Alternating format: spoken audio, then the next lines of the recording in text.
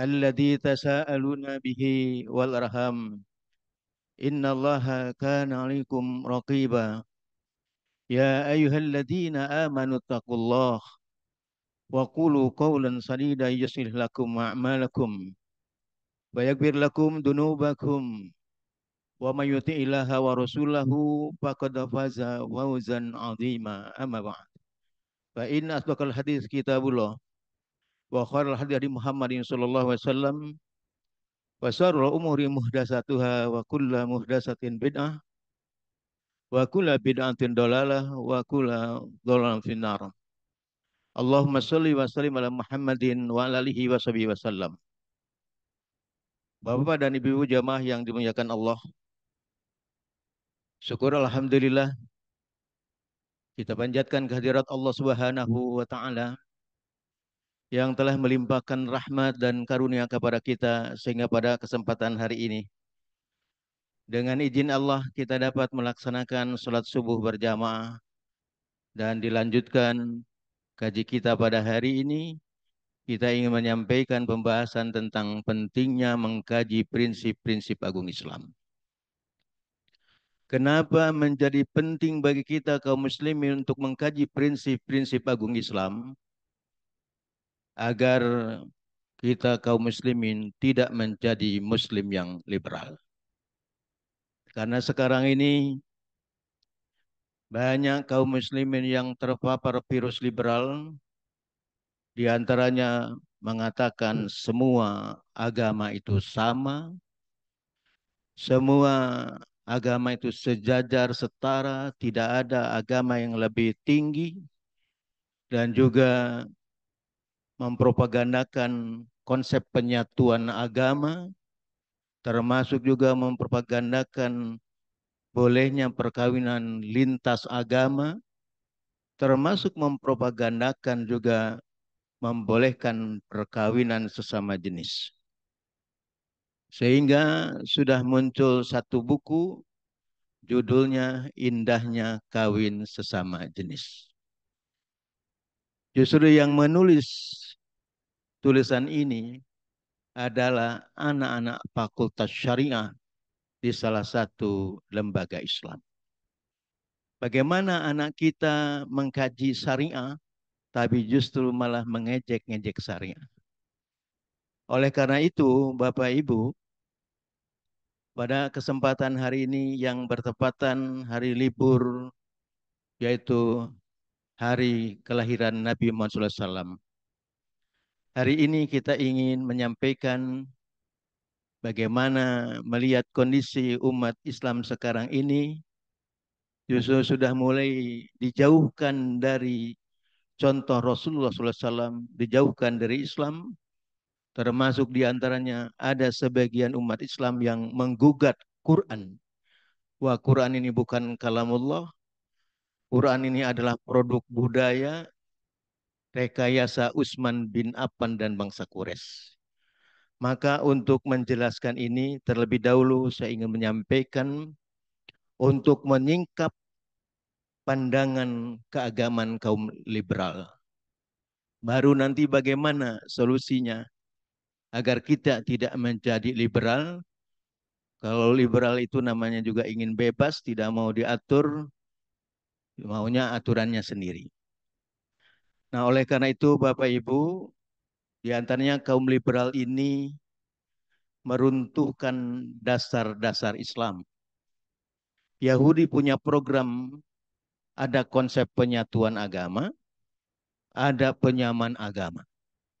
Kalau umat Islam sudah menganggap semua agama sama, maka pindah agama bukan lagi masalah. Ini agenda Yahudi dalam upaya menyesatkan kaum muslim. Nah, di antaranya yang pertama, kaum liberal ini meruntuhkan dasar-dasar Islam, yaitu merusak makna Islam, makna iman, makna mukmin, makna kafir. Menurut mereka itu semua sama. Mau iman, mau kafir sama saja. Yang kedua, meragukan keotentikan Mushaf Utsmani dan menawarkan Al-Quran edisi kritis. Dianggap Al-Quran Mushaf Utsmani ini merupakan rekayasa dari Utsman bin Affan. Padahal Allah menegaskan dalam surat Al-Hijr ayat ke-9, Inna nahnu nazzalna dzikra wa inna lahu lahafidun. Kami turunkan Al-Quran, kami juga yang menjaganya, yang memeliharanya. Bukti terjaganya Al-Quran ini, banyak kaum muslimin yang hafal Quran 30 juz. Bahkan banyak imam-imam masjid sekarang ini hafiz Quran. Dan tidak ada tokoh agama apapun di dunia ini yang hafal kitab sucinya, kecuali Quran. Tapi justru Quran digugat. Kemudian juga mempersamakan Quran dengan kitab agama lain.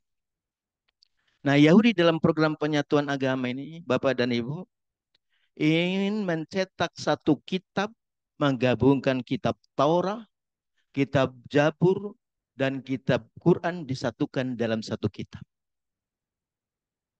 Ini namanya konsep penyatuan agama. Nah, termasuk konsep penyatuan agama ini ingin kembali kepada agama Abraham, tapi justru menggabungkan teologi Yahudi, teologi Kristen, dan Islam. Nah, di Indonesia ada namanya Komunitas Milah Abraham. Padahal kalau ingin kembali kepada agama Abraham, mestinya kembali ke dalam Islam. Mana dalilnya? Silahkan Bapak Ibu lihat di surat 2 ayat 132. Wa wassa biha Ibrahim banihi wa Yaqub ya baniya innallaha astafa lakumuddin fala tamutunna illa wa antum muslimun. Nah, di sini Nabi Ibrahim berwasiat kepada anak-anaknya, yaitu kepada Ismail, kepada Ishak, begitu juga kepada cucunya yang namanya Yakub.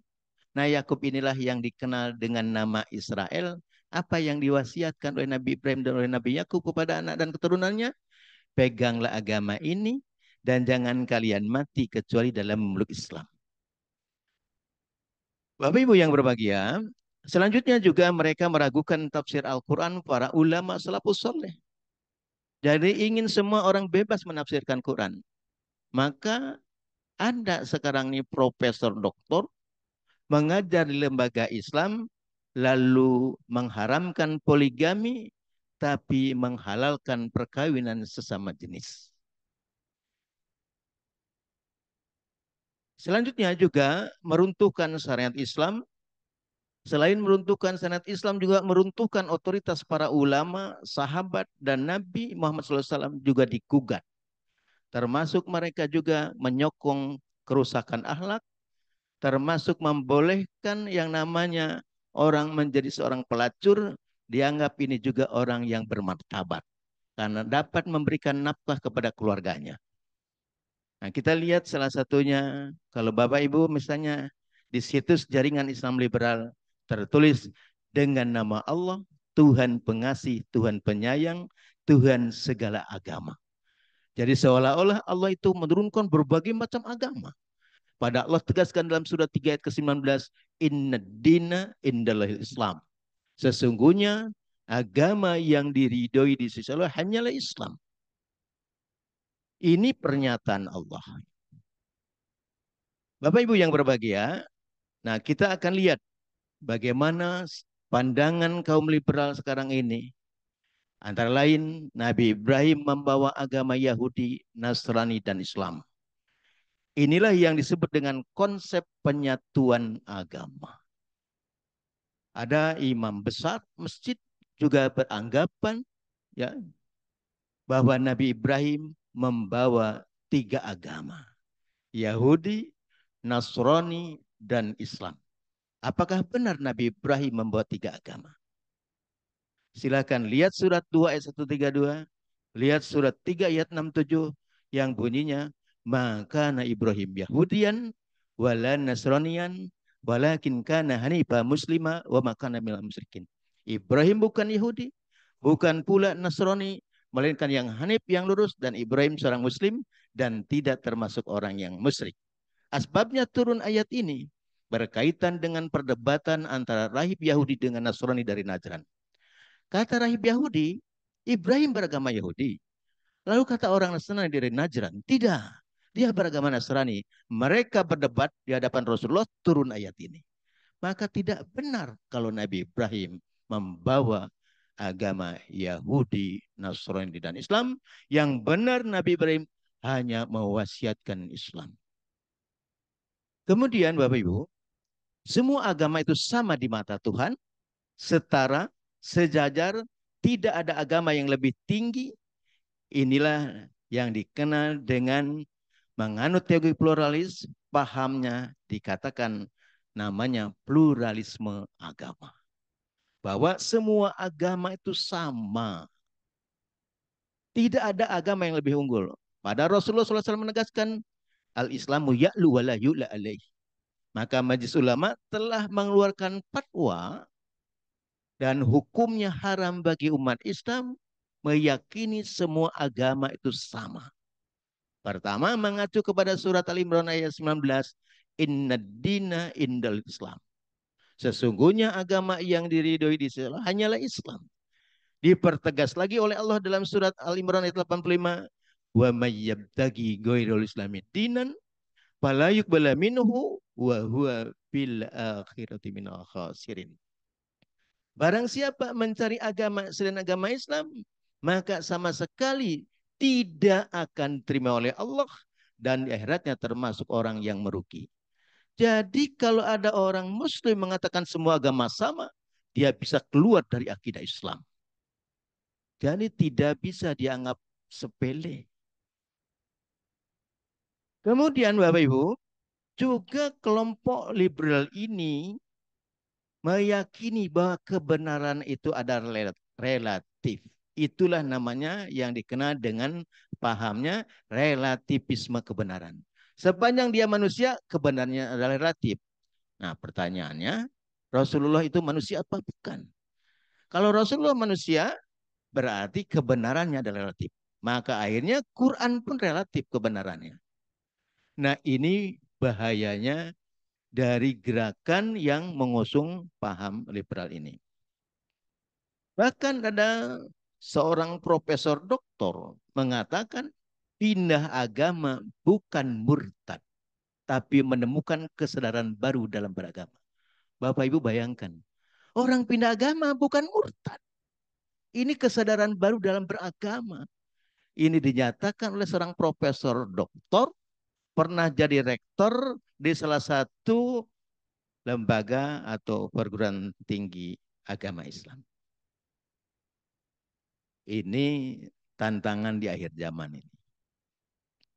Nah, mari kita lihat sekarang salah satu contoh bukunya. Semua agama itu sama menuju Tuhan yang sama. Ada buku judulnya Pintu-Pintu Menuju Tuhan. Diibaratkan sebuah roda. Roda ini ada jari-jarinya. Nah, jari-jari roda itu adalah jalan dari berbagai agama menuju pusat roda. Pusat roda adalah Tuhan. Jadi tidak boleh ada umat Islam mengatakan hanya Islam saja yang benar. Tapi harus mengakui semua agama benar dan setara. Ada juga buku Wahdat Al-Adiyan. Ini buku tentang penyatuan agama. Kalau yang satu Pintu-Pintu Menuju Tuhan ditulis oleh Pak Nurholis Majid. Kalau Wahdat Al-Adiyan ini ditulis oleh seorang dosen di salah satu lembaga Islam. Namanya Fatima Usman. Selanjutnya mari kita lihat lagi.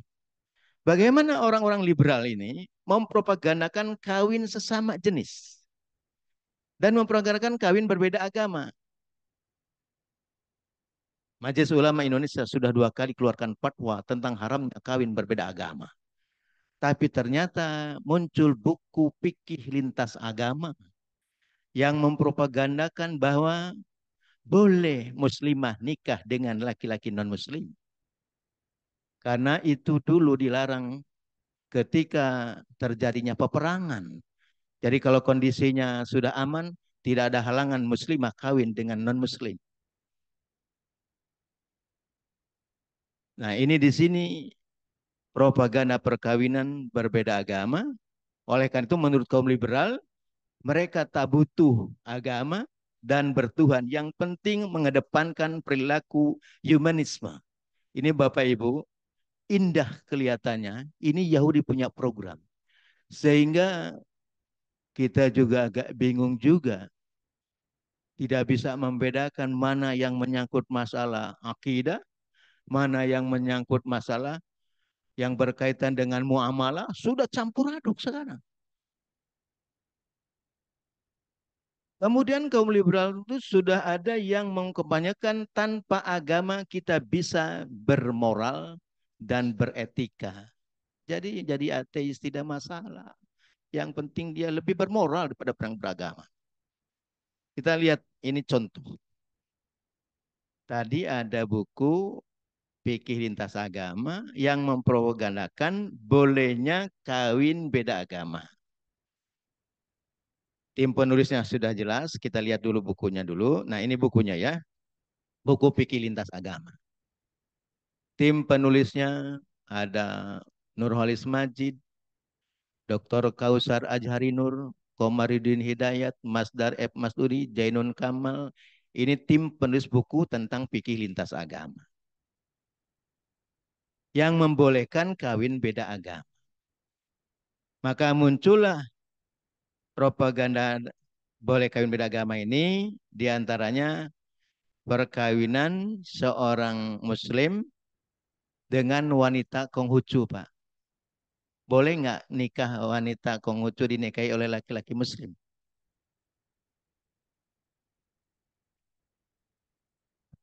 Kita lihat dulu fotonya ya. Ya, ini dulu. Mungkin silakan diperlihatkan dulu fotonya, ya. Jadi ada seorang muslim menikahi wanita Konghucu. Dinikahkan katanya secara Islam, lalu dinikahkan lagi secara Konghucu. Ini perkawinan ala liberal. Dan ini bertentangan dengan Undang-Undang Perkawinan nomor 1 tahun 74, diterangkan pada pasal 2 ayat 1 bahwa perkawinan itu sah apabila sesuai dengan agama dan kepercayaannya. Jadi menurut Undang-Undang Perkawinan, wanita muslimah itu baru sah kawinnya dengan laki-laki muslim. Wanita Kristen sahnya dengan laki-laki Kristen gitu. Nah, ini sekarang kawin wanita Konghucu ya oleh laki-laki muslim. Ada lagi perkawinan laki-laki Katolik menikahi wanita muslimah. 2 kali dinikahkan. Nah, ini ala-ala liberal itu begitu ya. Dan itu semua bertentangan dengan undang-undang perkawinan, bertentangan dengan hukum Allah dan Rasulnya. Apa alasannya?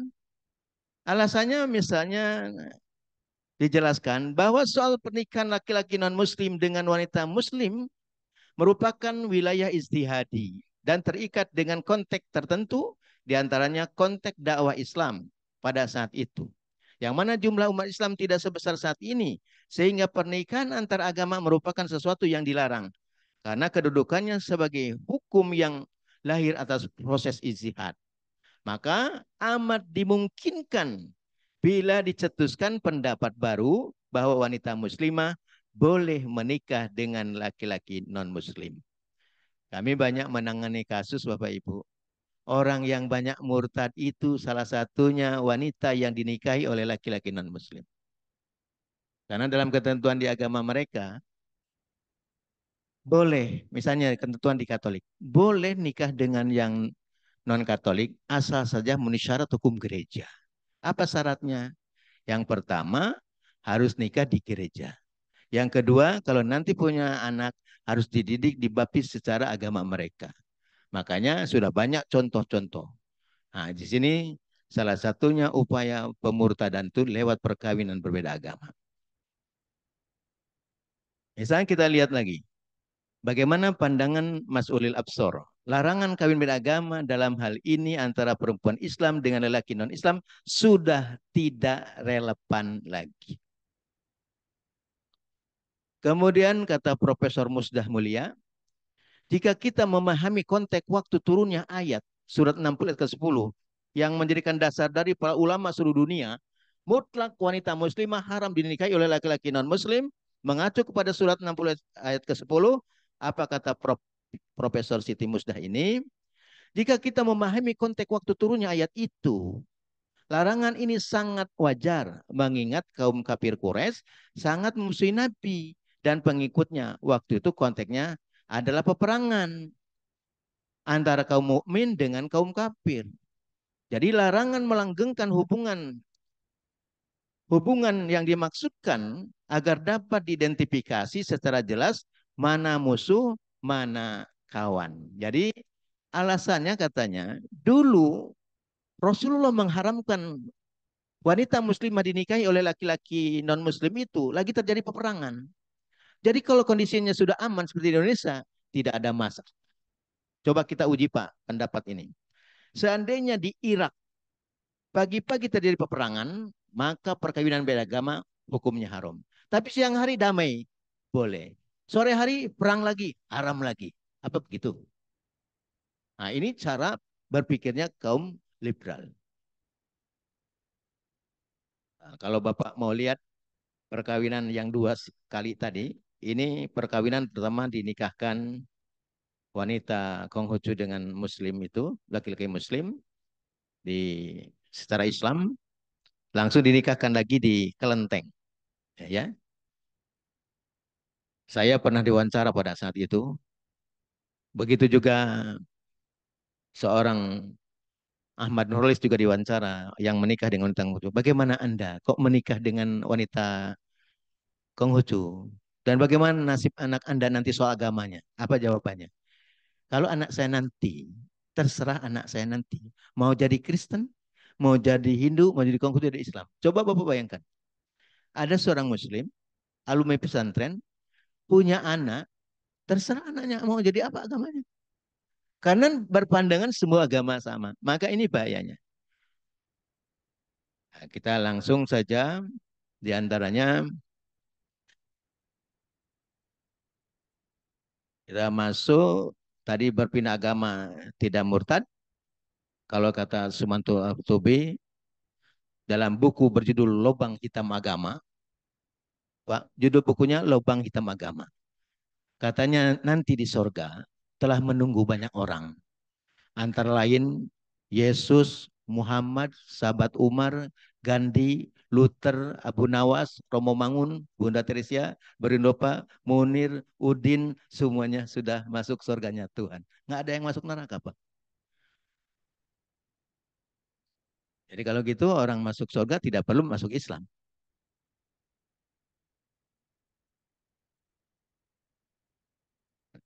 Oleh karena itu, ini cara pemurtadan yang dilakukan secara halus oleh kaum Zionis, kalangan orientalis, dan aktivis liberal. Bagi kaum liberal, agama itu seperti casing handphone yang bisa diganti kapan saja.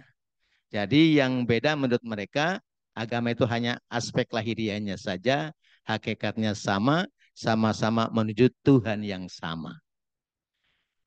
Nah, ini kondisi real sekarang ini. Makanya kenapa sekarang ini kalau orang Islam Assalamualaikumnya atau salamnya hanya cukup Assalamualaikum warahmatullahi wabarakatuh. Diposisikan dianggap orang Islam itu intoleran. Jadi kalau toleran itu umat Islam salamnya bagaimana Pak? Assalamualaikum warahmatullahi wabarakatuh. Salam alaihim, santi santi namo buddhaya, salam kebajikan. Kira-kira kalau ada 200 agama, berapa jamnya? Berapa jam salamnya, Pak?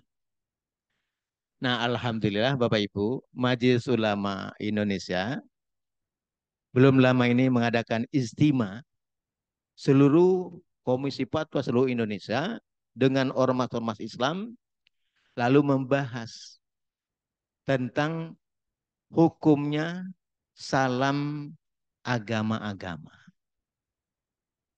Nah, MUI sudah mengeluarkan fatwa di antaranya tentang pedoman kerukunan hubungan umat beragama. Jadi yang mana yang boleh? Dalam fatwa itu dinyatakan bahwa salam dalam Islam itu Assalamualaikum warahmatullahi wabarakatuh ini sudah menyangkut kaitan masalah ubudiyah. Maka hukumnya tidak boleh. Bagaimana kalau dalam konteks toleransi Bapak Ibu? Dalam konteks toleransi, misalnya Bapak punya teman, punya tetangga, kebetulan bukan Islam. Katakanlah Buddha, dia punya salam sendiri. Namo Buddhaya. Silahkan bagi yang beragama Buddha, salamnya sesuai keyakinan mereka. Apa artinya Namo Buddhaya? Terpuji Sang Buddha. Kalau kita Tuhannya siapa Pak? Yang harus dipuja, dipuji siapa? Silahkan bagi yang Buddha. Oh, kita punya teman, punya tetangga kebetulan Hindu. Ada salamnya di agama Hindu. Om Santi Santi Om. Om itu di agama Hindu memanjatkan puja dan puji kepada Tuhannya di agama Hindu, yaitu Sang Hyang Widi. Silahkan bagi yang beragama Hindu. Yang Konghucu misalnya salam kebaikan, kebajikan. Yang Kristen misalnya Salam alaihim. Silakan bagi yang orang Kristen. Nah sekarang kalau kita tidak digabungkan salam itu, kita dianggap tidak toleran. Saya teringat Bapak Ibu, Cak Nun memberikan gambaran Cak Nun itu, ayam binatang maksudnya. Binatang itu punya cara ininya, suaranya sendiri. Bebek punya suaranya sendiri. Ayam punya suaranya sendiri. Anjing punya suaranya. Tidak perlu katanya anjing belajar suaranya bebek. Nah sekarang kita dituntut salamnya harus seperti itu. Sampai ada sekarang ini Bapak Ibu, ini di masjid besar diundanglah seorang pejabat. Yang hadir ketua-ketua DKM. Tiba-tiba salamnya, Assalamualaikum warahmatullahi wabarakatuh. Om Santi Santi Om. Namo Buddhaya, salam kebajikan. Ini bingung Pak ketua-ketua DKM. Padahal selama ini Pak Harto jadi presiden 32 tahun tidak pernah pakai salam itu. Kenapa sekarang kok seperti itu? Nah ini karena berangkat dari konsep penyatuan agama. Lalu yang boleh Pak dalam fatwa MUI itu, yang boleh bagaimana kalau misalnya di komplek kita ini tidak semuanya Muslim. Bapak jadi ketua RT, ketua RW. Apa yang sebagai seorang Muslim? Karena fatwa itu untuk orang Muslim.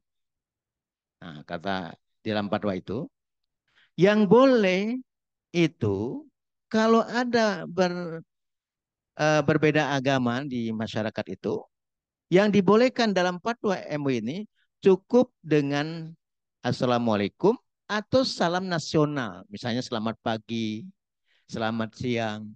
Jadi tidak digabung-gabung ya. Karena itu sudah menyangkut masalah ubudiyah ya. Nah, sekarang apa yang harus kita lakukan? Pentingnya mengkaji prinsip-prinsip agung Islam ini. Satu, Islam adalah agama para nabi.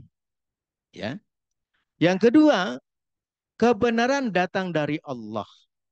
Yang ketiga, jalan kebenaran hanya satu. Yang keempat, Islam agama yang telah sempurna.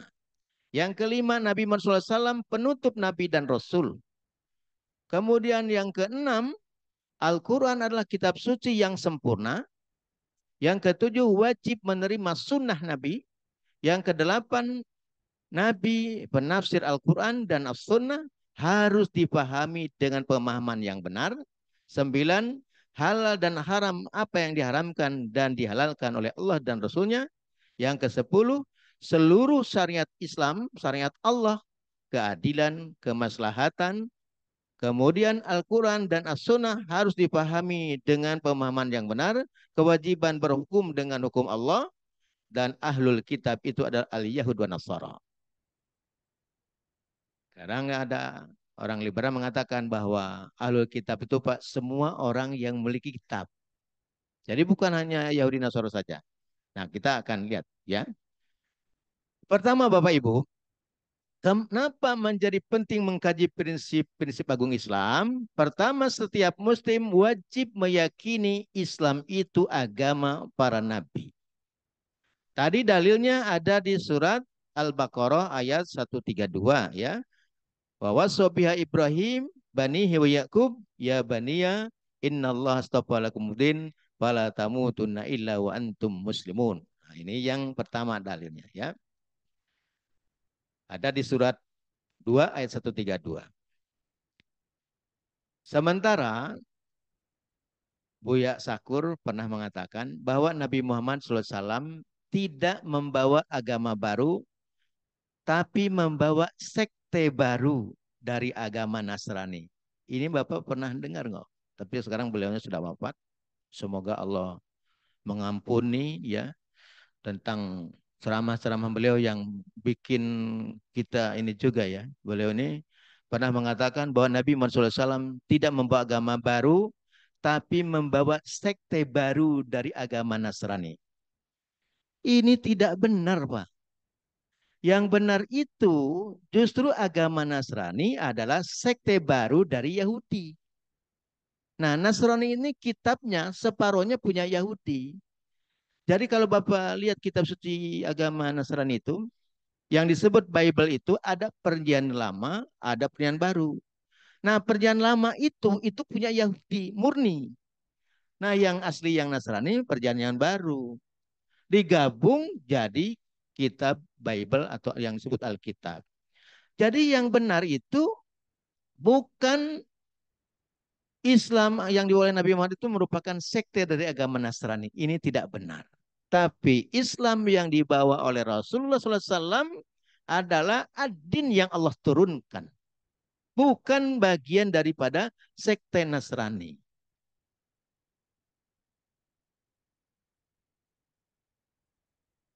Mari kita lihat di surat Al-An'am ayat 161.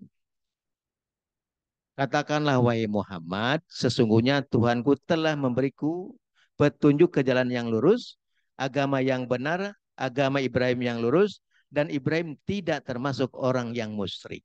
Tuh jelas tuh. Nabi Muhammad SAW juga diperintahkan oleh Allah untuk mengikuti milah Ibrahim. Silakan lihat di surat An-Nahl ayat 123. Summa auhayna ilaika anittabi millata Ibrahim hanifa wa ma kana minal musyrikin. Kemudian kami wahyukan kepadamu wahai Muhammad, ikutilah agama Ibrahim yang lurus dan dia bukanlah termasuk orang yang musyrik. Jadi Rasulullah SAW diperintahkan oleh Allah untuk mengikuti milah Nabi Ibrahim. Apa diantaranya milah Ibrahim? Ibadah haji, ibadah kurban, ibadah hitan. Jadi hitan itu Bapak Ibu, ini bagian daripada milah Nabi Ibrahim. Kalau dalam hadis terangkan Nabi Ibrahim itu dihitan usia 80 tahun pakai kampak. Nah, ternyata setelah saya baca di kitab-kitab Yahudi sendiri, seluruh para nabi itu melaksanakan hitan Bapak dan Ibu. Karena dalam kitab Taurat, kitab Kejadian pasal 17 ayat 9 sampai ke 14, kata Allah kepada Abraham, peganglah perjanjianku antara aku dan kamu, bahwa setiap laki-laki yang lahir di antara kamu haruslah dikerat kulit hatanmu, harus disunat. Laki-laki yang tidak disunat harus dilenyapkan karena telah melanggar perjanjianku. Ternyata setelah saya baca, Ibrahim di hutan. Kemudian Nabi Ismail di hutan, Ishak di hutan, Yakub di hutan, Musa di hutan. Termasuk Nabi Isa yang teman-teman kita Kristiani menyebutnya Yesus, juga Yesus juga di hutan. Dalilnya ada di Injil Lukas pasal 2 ayat 21, Yesus dihitan ketika usia 8 hari. Nah, ini bagian daripada milah Nabi Ibrahim. Yang diperintahkan oleh Allah kepada Nabi Muhammad SAW untuk mengikuti milah Ibrahim. Hitan, kurban. Karena Nabi Ibrahim itu Pak, Nabi yang diimani oleh 3 agama. Orang Yahudi menyebutnya Abram atau Abraham sebagai bapak orang bapak bangsa-bangsa. Kaum Nasrani mengimani Abraham sebagai bapak orang beriman, kita umat Islam mengimani Ibrahim sebagai bapak para nabi. Kemudian Bapak Ibu lihat lagi untuk menunjukkan bahwa Islam itu agama yang dibawa oleh para nabi, ya. Juga dijelaskan diantaranya tadi penjelasan ada di surat 3 ayat 67, maka Ibrahim Yahudian wala Nasronian walakin kana hanifa muslimah wa maka minal musyrikin. Kemudian juga dipertegas di ayat 68-nya, Orang yang paling dekat kepada Ibrahim ialah orang yang mengikutinya, dan Nabi ini maksudnya Nabi Muhammad, dan orang-orang beriman, Allah adalah pelindung orang-orang yang beriman.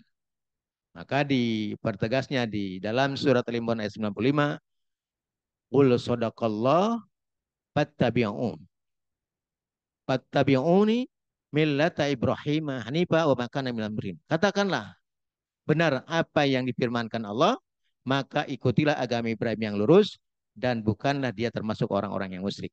Jadi saya kira ayat-ayat ini sudah banyak menjelaskan tentang Ibrahim itu tidak membawa agama selain Islam, ya. Jadi tidak membawa Yahudi, tidak membawa agama selain, melainkan hanya mewasiatkan agama Islam. Alasan yang kedua, setiap muslim wajib meyakini bahwa Islam agama yang telah sempurna. Berdasarkan surat Al-Maidah ayat ketiga, Al-Yauma akmaltu lakum dinakum wa atmamtu alaikum ni'mati wa raditu lakumul Islam madinah. Pada hari ini telah aku sempurnakan untuk kamu agamamu dan telah kucukupkan kepadamu nikmatku dan telah aku ridhoi Islam itu menjadi agama bagimu. Maka wajib bagi umat Islam meyakini Islam agama yang telah sempurna.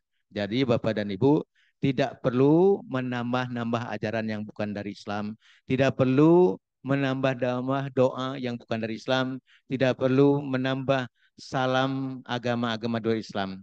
Karena Allah melarangnya berdasarkan surat 2 ayat 42. Silakan dibaca surat Al-Baqarah ayat 42. Wala talbisul haqqo bil batil fataktumul haqqo wa antum ta'lamun.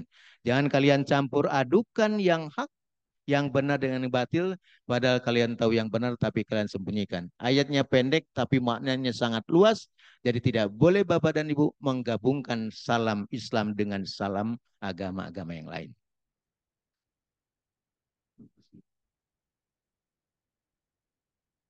Kemudian yang ketiga, mengapa penting mengkaji prinsip-prinsip agung Islam?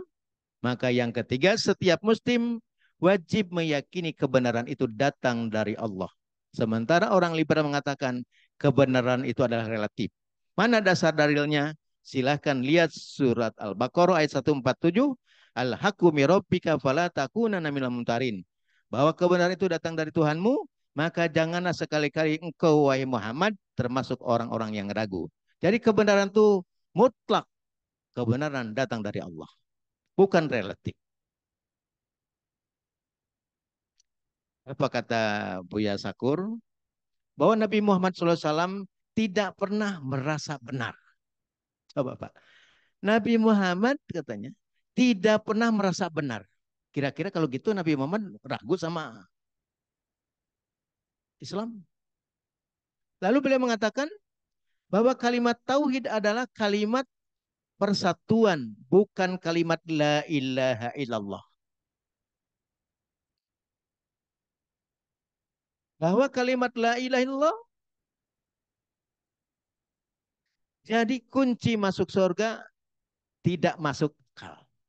Nah, jadi kalau kata beliau, eh, kalau orang akhir hayat yang mengucapkan kalimat la ilaha illallah itu masuk surga nggak masuk akal. Nah, jadi banyak hal-hal yang menjadikan meragukan kepada kaum muslimin pandangan-pandangan yang pemikirannya liberal. Setiap muslim wajib meyakini seluruh syariat Allah mengajarkan keadilan, kemaslahatan, kemudian juga mengajarkan hikmah bagi semua umat. Setiap muslim wajib berhukum dengan hukum Allah. Yang keempat, wajib setiap muslim meyakini jalan kebenaran itu hanya satu. Sebagaimana firman Allah, dalilnya surat Al-Imran ayat 19. Ini sudah hafal semua. Tapi ada Pak, orang yang liberal itu mengatakan ayat Quran itu dua isinya. Ada yang toleran, ada yang tidak toleran.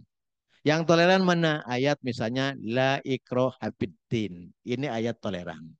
Tapi ketika kita baca surat Al-Imran ayat 19, inna dina innalil Islam, ini ayat yang intoleran.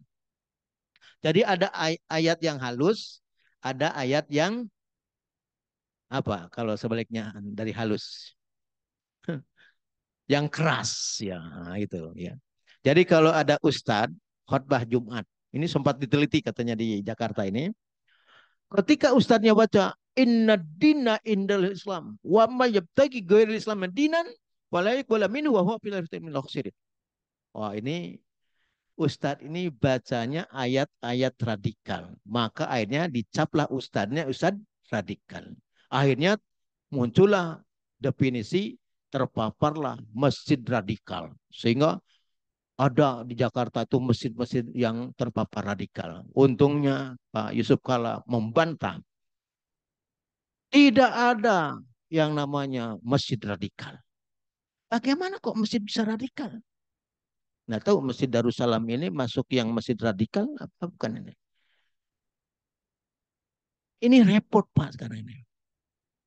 Nah ada satu LSM Pak sekarang itu melakukan penelitian.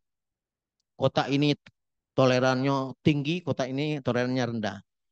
Ternyata salah satunya ditanya, bagaimana kalau anak Anda dinikahi oleh non-muslim, setuju enggak? Oh tidak setuju.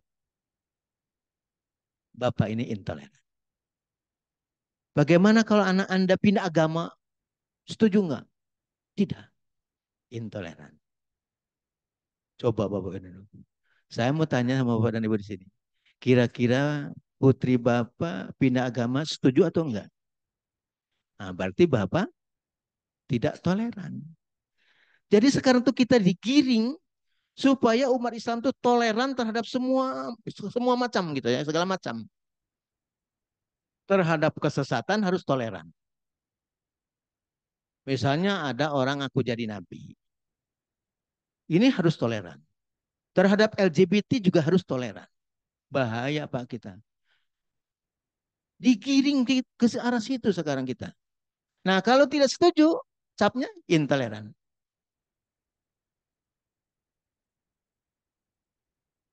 Kenapa Mas Ulama keluarkan fatwa tentang haramnya menganggap semua agama sama? Ayat surat Al-Imran 85 sangat tegas. Wa may yabtagi ghairul islami dinan fala yuqbala minhu wa huwa fil akhirati minal khasirin. Barang siapa mencari agama selain Islam, dia tidak akan diterima oleh Allah dan ibaratnya termasuk orang yang merugi. Nah, ini menurut orang liberal, ini ayat yang apa Pak? Ayat yang intoleran. Baik, yang kelima. Mengapa menjadi penting mengkaji prinsip agung Islam? Yang kelima adalah Muhammad SAW adalah penutup Nabi dan Rasul. Karena Islam itu sudah sempurna, maka oleh Allah ditutup kenabian. Kalau Islam belum sempurna, pasti Allah akan utus nabi-nabi yang selanjutnya. Nah, bagi umat Islam wajib meyakini bahwa Muhammad SAW adalah nabi penutup, penutup nabi dan rasul mengacu kepada surat Al-Ahzab surat 33 ayat ke-40.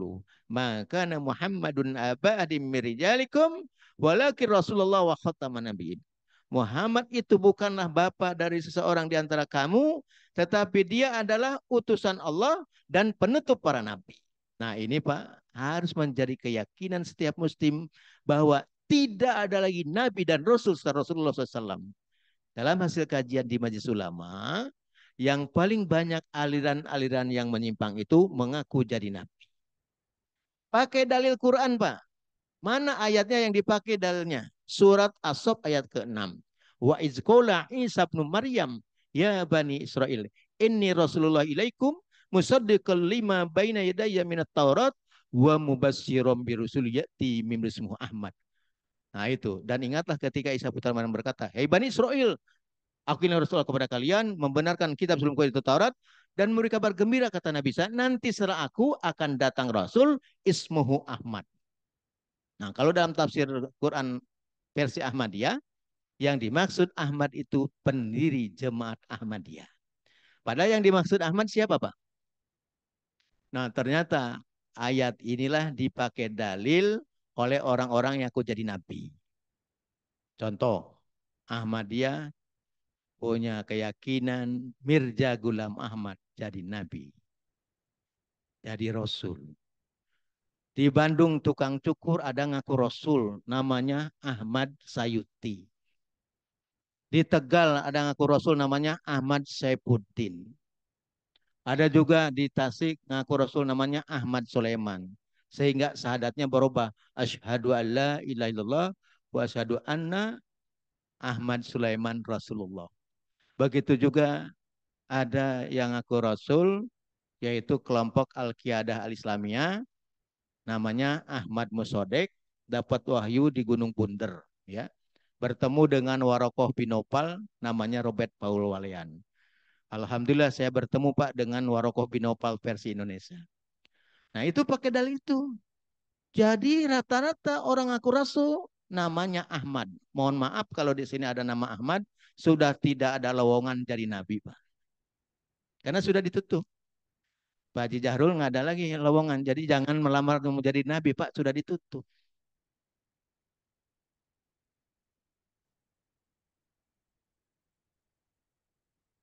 Nah bukti kesempurnaan Islam itu ditutup kenabian oleh Nabi Muhammad SAW. Nah, apa buktinya bahwa Nabi Muhammad penutup Nabi ini? Bahwa Nabi Muhammad SAW diutus bukan untuk orang Arab. Ayatnya pertama, Bapak lihat di surat Al-Anbiya ayat 107, wa ma arsalnaka illa rahmatan lil alamin. Dan kami tidak mengutus engkau wahai Muhammad melainkan menjadi rahmat bagi seluruh alam. Kalau nabi-nabi yang lain sebelum Nabi Muhammad, Pak, seruannya ya kaumi, Nabi Hud, Nabi Nuh, ya kaumi, Nabi Isa, ya Bani Israel. Kenapa Nabi Isa menyerunya ya Bani Israel? Karena dia seorang rasul diutus oleh Allah kepada Bani Israel, kepada keturunan Yakub. Tapi Nabi Muhammad itu bukan untuk orang Arab. Ada seorang penginjil namanya Purnama Winangun bahwa Muhammad itu nabi memang katanya, tapi untuk orang Arab. Saya bantah. Bagaimana Anda mengatakan bahwa Nabi Muhammad itu untuk orang Arab? Mana dalilnya? Ya tidak bisa tunjukkan. Coba saya bilang, Anda lihat. Surat Saba ayat 28. Wa ma arsalnaka illa kafatan linnasi basyira wa nadhira walakin aktsara nasi la ya'lamun. Dan kami tidak mengutus engkau wahai Muhammad melainkan kepada semua umat manusia sebagai pembawa berita gembira dan sebagai pemberi peringatan, tetapi kebanyakan manusia tidak mengetahui. Nah, jadi kalau Nabi Muhammad itu untuk seluruh manusia, orang mana saja. Coba kalau Nabi Isa, lihat misalnya di Injil Matius pasal 15 ayat 24. Apa kata Yesus? Aku diutus hanya kepada domba-domba Israel. Weduse Bani Israel. Khusus untuk wedus Israel. Pak Jahrul wedus Jawi ya. Mohon maaf Nabi Isa enggak kenal sama orang Jawa. Nabi Muhammad bukan untuk orang Arab. Untuk seluruh umat manusia. Alasan yang keenam. Kenapa menjadi penting bagi umat Islam untuk mengkaji prinsip-prinsip agung Islam? Yang keenam adalah Al-Quran satu-satunya kitab suci yang terjaga dan terpelihara. Dan Al-Quran satu-satunya kitab suci yang telah sempurna. Mana dasar dalilnya bahwa Al-Quran itu satu-satunya kitab suci yang terjaga dan terpelihara? Silahkan lihat dalilnya surat Al-Hijr ayat ke-9. Inna nahnu nazzalna dzikra wa inna lahu lahafidun. Kami turunkan Al-Quran, kami juga yang menjaganya, yang memeliharanya. Bukti terjaga dan terpeliharanya Quran adalah pertama, ya, ada pernyataan Allah di Quran sendiri. Yang kedua, banyak yang hafal Quran 30 juz. Coba Bapak dan Ibu. Ada anak tunanetra, umur 4 tahun hafal Quran 30 juz.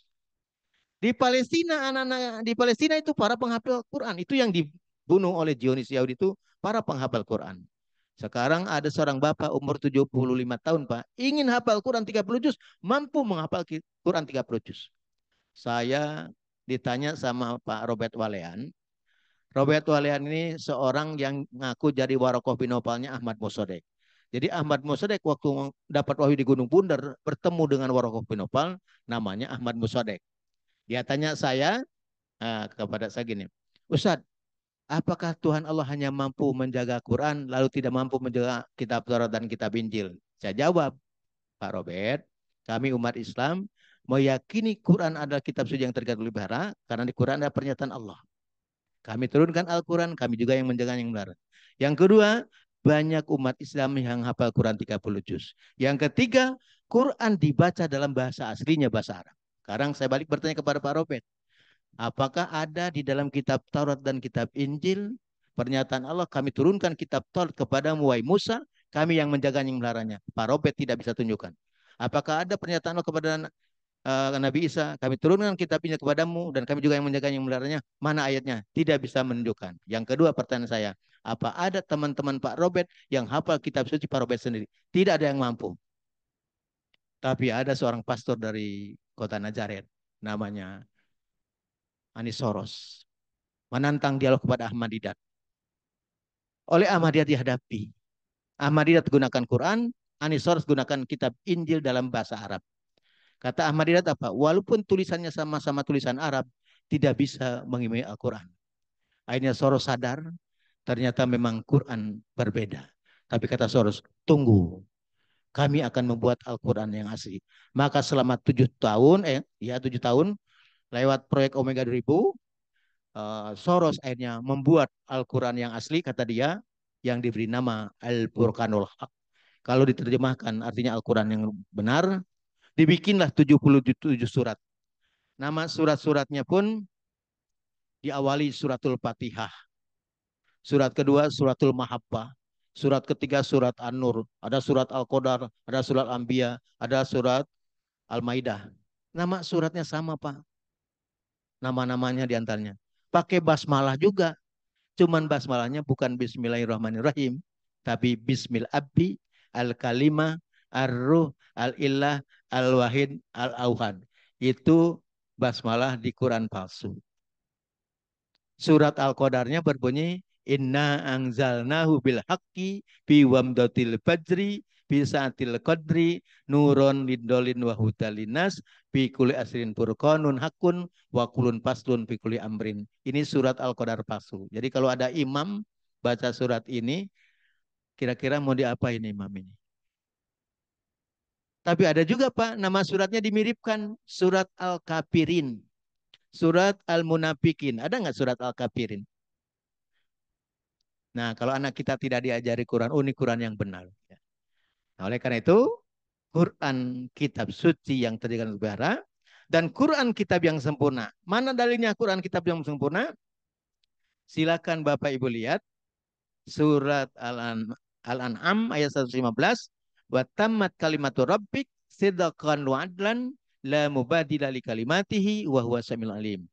Dan telah sempurna firman Tuhanmu, yaitu Al-Quran, dengan benar dan adil, tidak ada yang dapat mengubah firman-Nya, dan dia maha mendengar, lagi maha mengetahui. Maka di awal surah Al-Baqarah, Zalikal kitabu la raiba fihi hudal lil muttaqin. Nah ini Pak, Bapak lihat Al-Quran palsu, ya, Al-Quran palsu. Nah, ini Soros Pak. Jadi Soros ketika nantang dialog kepada Ahmad Didat dihadapi, itu baru berhadapan dengan Ahmad Didat, belum berhadapan dengan Abu Didat. Baru dengan Ahmad Didat tanya, itu Ahmad Didat itu anak saya, Pak. Saya kan abunya, bapaknya saya. Nah, jadi ini Soros ya. Alhamdulillah sekali lagi Quran tetap terjaga dan terpelihara ya. Sementara sekarang Quran digugat. Quran ini adalah rekayasa Utsman bin Affan dan masa Quraisy ya. Kemudian juga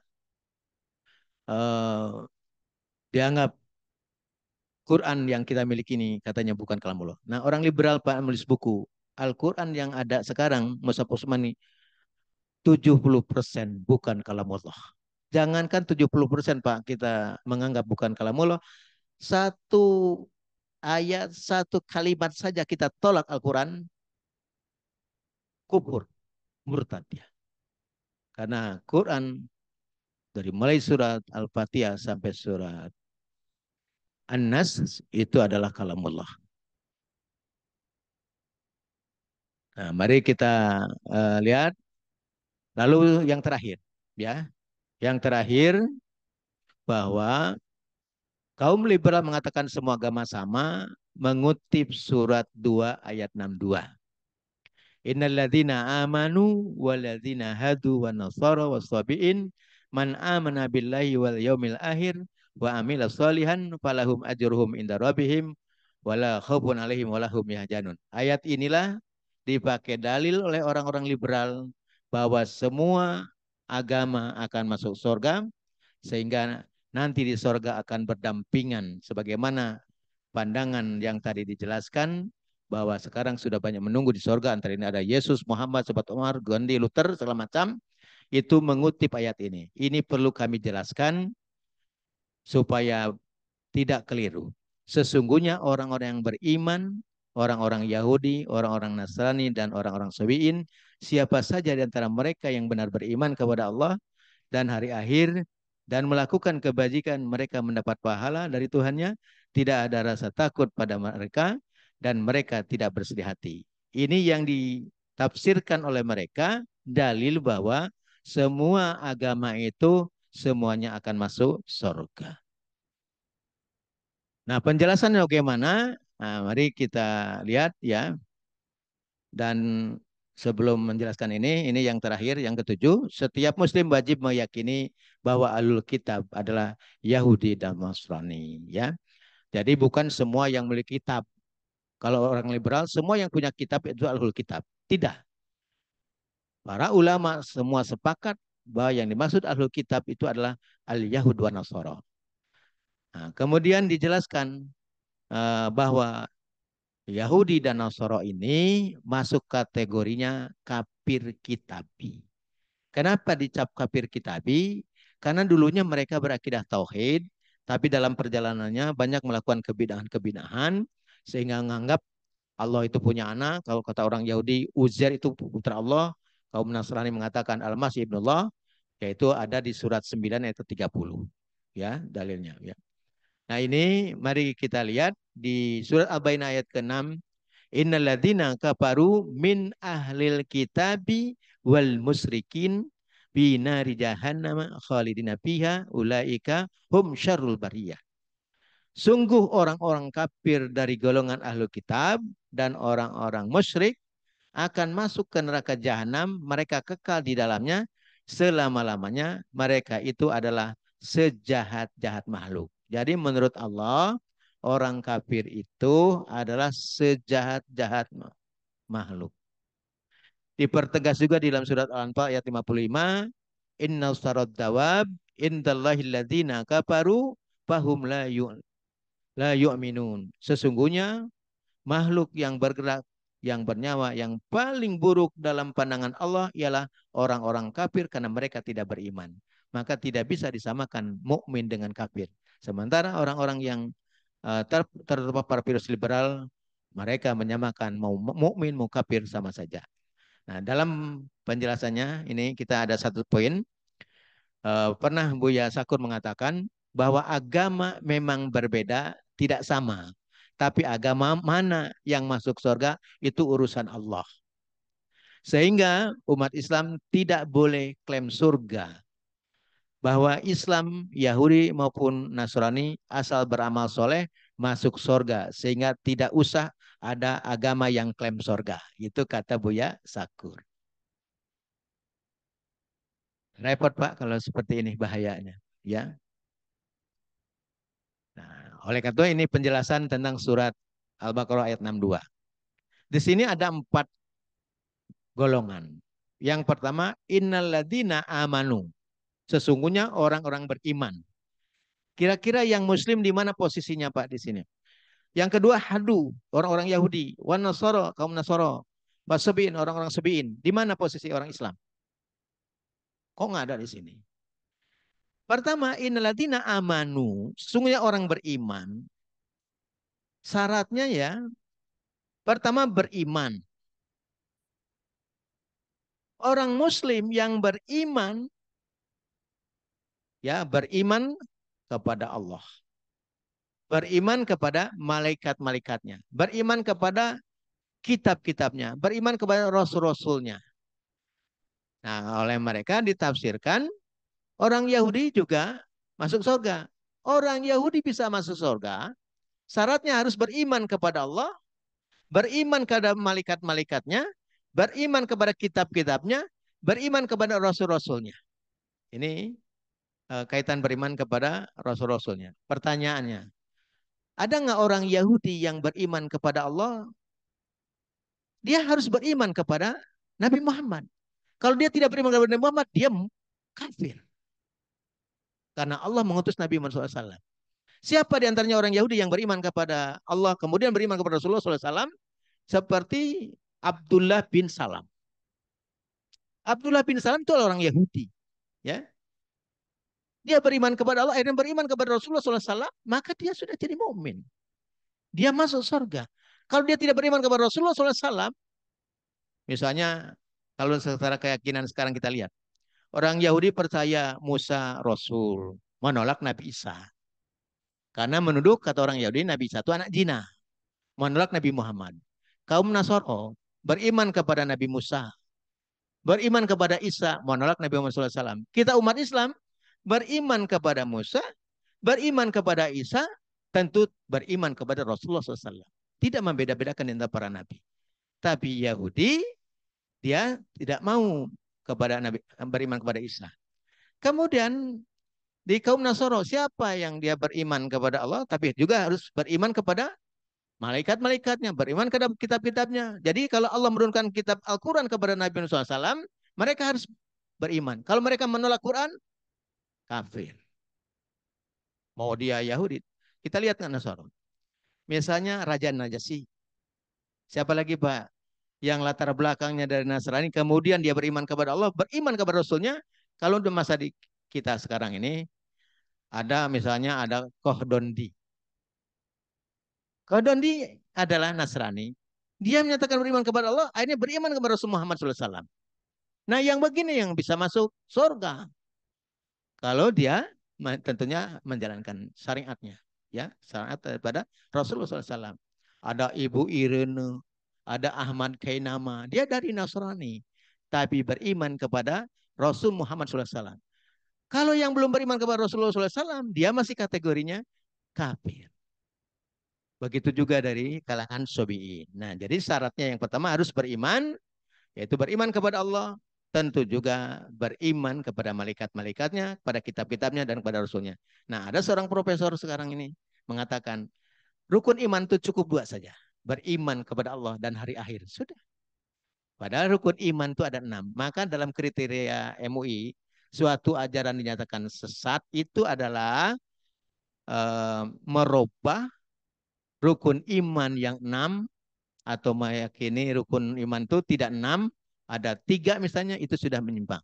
Ya, rukun Islam 5. Nah begitu juga di sini ya, syarat pertama harus beriman, beramal soleh, baru dijelaskan oleh Allah, falahum ajruhum inda rabbihim wala khawfun alaihim wala hum yahzanun. Jadi orang-orang Yahudi maupun Nasara itu baru dia bisa masuk surga, dia harus beriman juga kepada Rasulullah SAW. Kalau dia beriman kepada Allah tapi menolak Rasulullah SAW sebagai Nabi dan Rasul, maka dia sama dengan orang yang kafir. Jadi dalam Islam kafir itu ada dua, kafir kitabi dan kafir musyrik. Kafir kitabi dalam Alkitab Al-Yahud dan Nasara, kafir musyrik adalah orang-orang para penyembah berhala, ya. Para penyembah berhala itu masuk kategori kafir yang musyrik. Apa bedanya? Tapi dua-duanya kata Allah, semuanya mereka akan masuk neraka dan kekal di dalamnya. Ya, ini Bapak dan Ibu barangkali ini saja ya yang dapat kami sampaikan. Intinya bahwa kita wajib meyakini yang 7 prinsip utama tadi. Jadi pertama yakin bahwa Islam agama yang sempurna, wajib umat Islam meyakini. Yang kedua, Islam agama yang dibawa oleh para nabi. Yang ketiga, Islam adalah satu-satunya agama yang benar insya Allah. Yang keempat adalah Al-Quran, satu-satunya kitab suci yang terjaga dan terpelihara. Ini menjadi wajib bagi umat Islam meyakini, dan juga wajib meyakini Nabi Muhammad SAW sebagai penutup Nabi dan Rasul.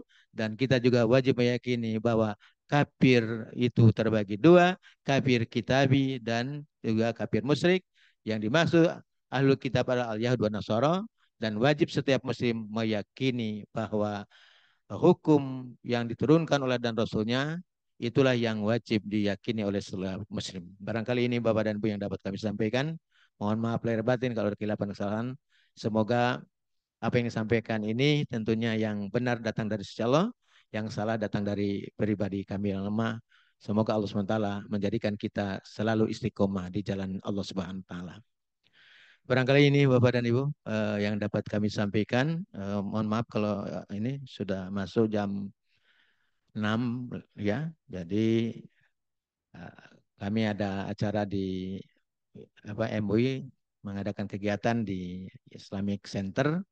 Mungkin Bapak dan Ibu ada yang punya waktu bisa menghadiri kegiatan di Islamic Center untuk menghadiri silaturahim ya. Hari ini dalam tanggalan kita sebagai hari Maulid Nabi Muhammad SAW. Nabi Muhammad lahirnya jelas, wafatnya jelas, hidupnya jelas. Memang itu saja tidak wajib diperingati, tapi kalau memperingati Nabi Muhammad sebatas Nabi, ya tidak ada umat Islam yang menganggap Muhammad sebagai Tuhan. Sementara ada sebagian kalangan di luar kita supaya orang Islam ikut Natalan, maka dijelaskan ada brosur Allahu Akbar Maulid Nabi Isa alaihissalam. Jadi penginjil namanya Daniel Theophilus bikin brosur Allahu Akbar Maulid Nabi Isa alaihissalam. Kenapa pakai istilah Maulid?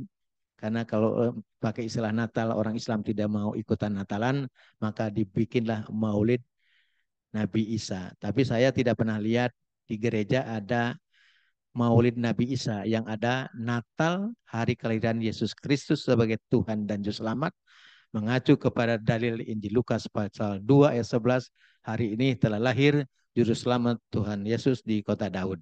Jadi itu Pak, beda Pak. Jadi Maulid Nabi tidak sama dengan Natalan ya. Walaupun ada orang nggak secara bahasa memang Maulid dengan Natal artinya hari lahir, tapi secara khusus Natal itu adalah berkaitan dengan kelahiran Yesus. Ini barangkali supaya tidak keliru di dalam menilai ini. Ini saja Bapak dan Ibu ya. Tidak ada pertanyaan kan? Ini dapat mari kita akhiri kaji kita pada hari ini untuk sama-sama tentunya memohon kepada Allah agar kita diberikan ketabahan, kekuatan oleh Allah SWT dapat melakukan ibadah dengan sebaik-baiknya. Dan kita doakan juga pemimpin-pemimpin kita selalu dibimbing oleh Allah ke jalan yang benar sehingga dapat melaksanakan amanah yang Allah berikan. Allahumma sholli wa sallim ala Muhammadin wa ala alihi wa sahbihi ajmain. Allahumma ighfir muslimina wal muslimat wal mu'minina wal mu'minati al ahya'i minhum wal amwat innaka qaribun mujibud da'wat. Allahumma aital islam wal muslimin wa adil syirka wal muslimin. Allahumma ja'al Indonesia aminatan mutmainah wa jami'il biladil muslimin bi rahmatika ya arhamar rahimin. Allahumma ansurna al-qaumil zalimin. Allahumma ansurna al-qaumil munafikin. Allahumma ansurna al-qaumil kafirin. Wa la tuslit alaina ma la yakhufuka wa la yarhamuna. Allahumma rzuqna imaman adilan. Allahumma rzuqna imaman adilan. Allahumma fa'na al-qala wal fasya wa riba wal munkar. Rabbana dalamna anfusana wa illam taghfir lana wa tarhamna lanakunanna minal khasirin. Rabbana sabra wa sabit aqdamana wa ansurna al-qawmil kafirin. Rabbana atina fid dunya hasanah wa fil akhirati hasanah wa qina adzabannar. Walhamdulillahi rabbil alamin. Subhanaka barangkali ini saja Bapak dan Ibu yang dapat kami sampaikan. Sekian terima kasih. Assalamualaikum warahmatullahi wabarakatuh.